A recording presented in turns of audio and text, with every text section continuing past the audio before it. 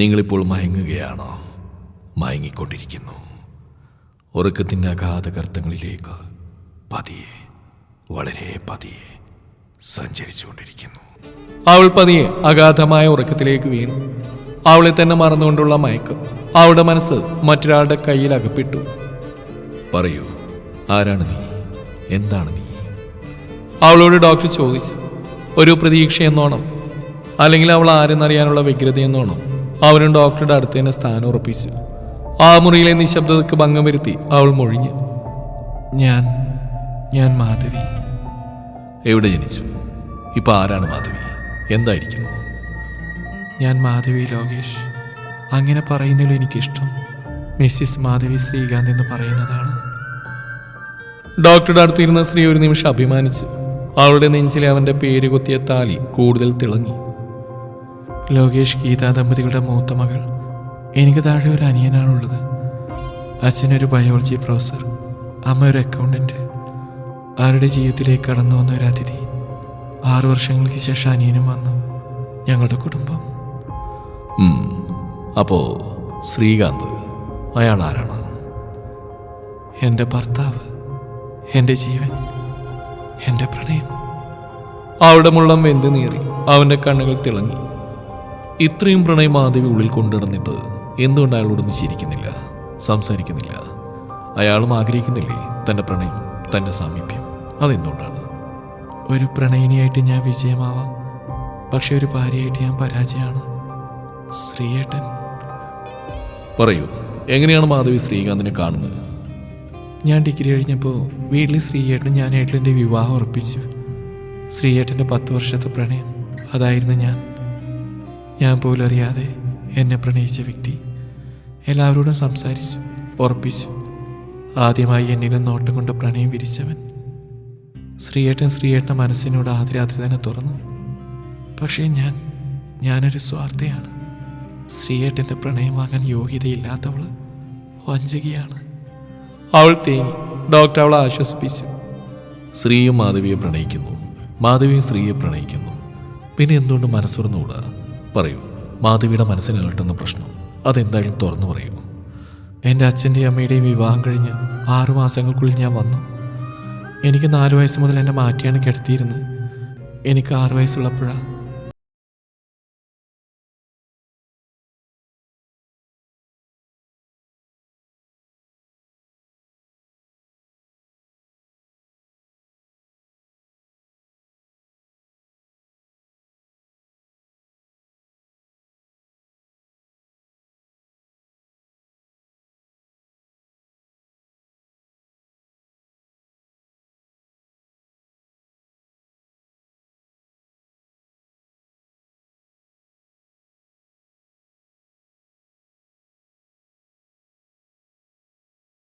പാവങ്ങൾ. എന്തിനെന്ന് ആ 6 വയസ്സുകാർക്ക് അറിയില്ലായിരുന്നു. ഒരു ഞെട്ടലോടെയാണ് സ്ത്രീയെല്ലാം കേട്ടിരുന്നത്. ഡോക്ടർ ഇതൊന്നും കാര്യമാക്കിയില്ല. കാരണം തന്നെ കാണാൻ വരുന്ന 100 രോഗികൾ 25 പേരും ഇതുതന്നെയാണ് കാരണം പറയുന്നത്. അച്ഛൻ ചെയ്യുന്ന തെറ്റാണെന്ന് തോന്നിയില്ലേ? അമ്മയോട് പറഞ്ഞുകൂടായിരുന്നു? ഇല്ല. ഒരു കിടിവെട്ടി മഴയുള്ള ദിവസം പേടിച്ചിട്ട് അവരുടെ മുറിയിലേക്ക് പോയി. അവിടെ അച്ഛൻ അമ്മ ഇത് തന്നെയാണ് ചെയ്തുകൊണ്ടിരുന്നത്. അമ്മ അച്ഛനെ എതിർക്കുന്ന ഞാൻ കണ്ടില്ല. അമ്മയോട് ഞാൻ പറയാൻ തുടങ്ങുമ്പോൾ എല്ലാ അച്ഛൻ കൂടെ ഉണ്ടാവുമായിരുന്നു. സ്ത്രീ നിർവികാരതയോടെ കേട്ടിരുന്നു. പിന്നെ എപ്പോഴാ അച്ഛൻ ചെയ്യുന്ന തെറ്റാണെന്ന് മാധവിക്ക് തോന്നിയത്? 7 പഠിക്കുമ്പോൾ ഞാനൊരു പെണ്ണായി മാറി. അന്ന് മുതൽ ഞാൻ പോലും അറിയാതെ എന്നിലും മാറ്റങ്ങൾ വന്നു തുടങ്ങി. പിന്നെ 8ാം ക്ലാസ് മുതൽ ക്ലാസ് മുറിയിൽ നിന്നും കൂട്ടുകാരിൽ നിന്നും അധ്യാപകരിൽ നിന്നും പുസ്തകങ്ങളിൽ നിന്നും അപ്പോഴും അറിവില്ലായിരുന്നു അച്ഛൻ ചെയ്യുന്ന തെറ്റാണെന്ന്. 10ൽ പഠിക്കുമ്പോൾ ക്ലാസ്സിൽ നിന്നും ആൺകുട്ടികളെ മാറ്റി അധ്യാപകൻ ഞങ്ങൾ പെൺകുട്ടികൾക്ക് മാത്രം പറഞ്ഞു തന്നു ഒരു പെണ്ണിൻ്റെ പവിത്രതയെക്കുറിച്ച്. അന്ന് മനസ്സിലായി അറിഞ്ഞോ അറിയാതെയോ ചെയ്തിരുന്ന തെറ്റിനെ കുറിച്ച്. പക്ഷെ അന്നും അമ്മയോട് പറയാൻ ഭയമായിരുന്നു. എന്തിനെന്ന് ഇന്നും അറിയില്ല. എല്ലാം ഉള്ളിലൊതുക്കി അച്ഛനെ കാണുമ്പോൾ വാതിലിൻ്റെ മറവിലൊളിക്കും. മുട്ടപ്പിറക്കുള്ള പാവാടകളിൽ നിന്ന് ഞാൻ ചുരിദാറിലേക്ക് മാറി. പലപ്പോഴും അച്ഛൻ പറയുമായിരുന്നു, നീ എന്തിനാ വീട്ടിൽ ഷോൾ ധരിക്കുന്നതെന്ന്. അമ്മയും പലപ്പോഴും വഴക്ക് പറയും. എന്നിട്ട് ഞാൻ ഷോൾ കൊണ്ടു മറച്ചു. എന്നിലെ കളങ്കപ്പെട്ട സ്ത്രീത്വത്തെ ഞാൻ ബഹുമാനിച്ചു. പിന്നീട് ഞാൻ എല്ലാ പുരുഷന്മാരിലും അച്ഛനെയാണ് കണ്ടത്. ഒരാണും എന്നോട് സംസാരിക്കുന്ന ഇഷ്ടമില്ലാതെയായി. അനിയൻ പോലും അടുത്തു വന്നിരിക്കുമ്പോൾ ദേഷ്യപ്പെടും. അവിടെ നിന്നുള്ള ഒളിച്ചോട്ടായിരുന്നു ഗേൾസ് കോളേജിലേക്ക്. പിന്നെ എന്തുകൊണ്ടാണ് സ്ത്രീയെ പ്രണയിച്ചത്? താലിയാർത്തിയ കൊണ്ടാണോ? അല്ല, ശ്രീയേട്ടൻ ഞാൻ കല്യാണം വേണ്ടെന്ന് ഒരുപാട് തവണ പറഞ്ഞു നോക്കി. പക്ഷെ ആരും കേട്ടില്ല. വിവാഹത്തിന് മുമ്പ് എല്ലാം ശ്രീയേട്ടനോട് പറയണമെന്ന് കരുതി. പക്ഷേ തിരക്കുകൾ കാരണം എനിക്ക് സംസാരിക്കാൻ സാധിച്ചില്ല. കല്യാണ തലേന്ന് രാത്രി അച്ഛൻ മുറിയിലേക്ക് വന്നു. വീണ്ടും ഞാൻ അപ്പോഴേ 10ാം ക്ലാസ്സുകാരിയായി മാറി. ഷാളെടുത്തിട്ട് മറിച്ചു. അന്നിനോട് മാപ്പ് പറഞ്ഞു. അച്ഛൻ ചെയ്ത തെറ്റാണെന്ന് പറഞ്ഞു. ആരും ഒന്നും അറിയരുതെന്ന് പറഞ്ഞു. പിറ്റേന്ന് ശ്രീയേട്ടൻ്റെ മുമ്പിൽ തലകുനിച്ചിരുന്ന് വേറൊരു ശവമായിരുന്നു. അന്ന് എനിക്ക് തന്നെ തോന്നിപ്പോയിരുന്നു.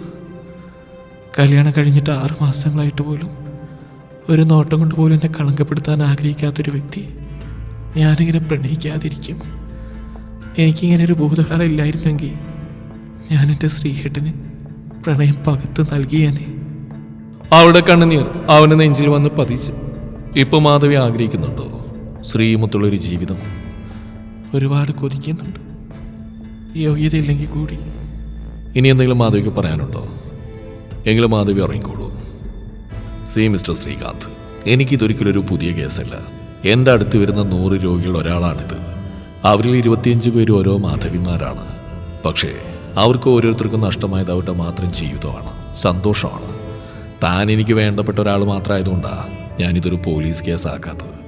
താൻ ആ കുട്ടിയെ ഉപേക്ഷിക്കുകയാണെങ്കിൽ എനിക്കിത് പോലീസിൽ അറിയിച്ചേ മതിയാവും. ഡോക്ടർ, എനിക്കെൻ്റെ ഭാര്യയെ വേണം. നിങ്ങളുടെ സ്നേഹം മാത്രം മതി. അവളോട് ഞാനെല്ലാം സംസാരിച്ചിരുന്നു. താൻ എല്ലാ കാര്യങ്ങളും അറിഞ്ഞു എന്ന് പറഞ്ഞപ്പോൾ അവളിൽ ഒരു തരം നിർവികാരതയാണ് കണ്ടത്. ജനലിൽ കൂടി നിലാവുള്ള ആകാശത്തെ നോക്കി കാണാം. അവൻ അവളുടെ അടുക്കിലേക്ക് നടന്നെടുത്തു. അവൾ തിരിഞ്ഞു നോക്കി ഒരു മങ്ങിയ പുഞ്ചിരി നൽകി. മ്യൂച്വൽ ഡിവോഴ്സ്, അതാണ് ശ്രീയേട്ടൻ നല്ലത്. ഞാൻ ഒപ്പിട്ട് തന്നേക്കാം. വാക്കുകൾ ഇടറാതെ പറഞ്ഞൊപ്പിച്ചു. അവൻ അവളെ സാഗൂതം നോക്കി. അവളുടെ മിഴിനീർ കണം പൊടിഞ്ഞ കണ്ണുകൾ അവന്റെ നെഞ്ചിനെ കൊത്തി വലിച്ചു. അവൻ അവളുടെ താഴ്ന്ന മുഖം കൈക്കുമ്പിളിൽ കോരിയെടുത്തു. അവളുടെ കണ്ണുകളിലേക്ക് നോട്ടം പായിച്ചു. ഇന്നലെ വരെ നീ എന്തായിരുന്നു എന്ന് എനിക്കറിയണ്ട. എൻ്റെ കയ്യിൽ കിട്ടുമ്പോൾ നീ പരിശുദ്ധിയുള്ളതാണോ എന്ന് നിർവചിക്കേണ്ട വ്യക്തി ഞാനാ. എനിക്ക് നീയൊന്നും പരിശുദ്ധിയുള്ളവളായിരിക്കും. നിന്നെ ഞാൻ മാത്രമേ അറിഞ്ഞിട്ടുള്ളൂ. ഞാൻ മാത്രമാണ് നിന്റെ മനസ്സിനെയും ശരീരത്തെയും തൊട്ടിട്ടുള്ളൂ. എന്നിൽ മാത്രമാണ് നീ പ്രണയമെന്ന വികാരം അറിഞ്ഞിട്ടുള്ളൂ. ഞാൻ മാത്രമാണ് നിന്റെ നഗ്നത ആസ്വദിച്ചിട്ടുള്ളൂ. അവൻ അവളുടെ നെറുകയിൽ ചുംബിച്ചു. അവൾ അവനെ നെഞ്ചിലേക്ക് വീണ് കരഞ്ഞു. അവൻ അവളെ ചേർത്തു പിടിച്ചു.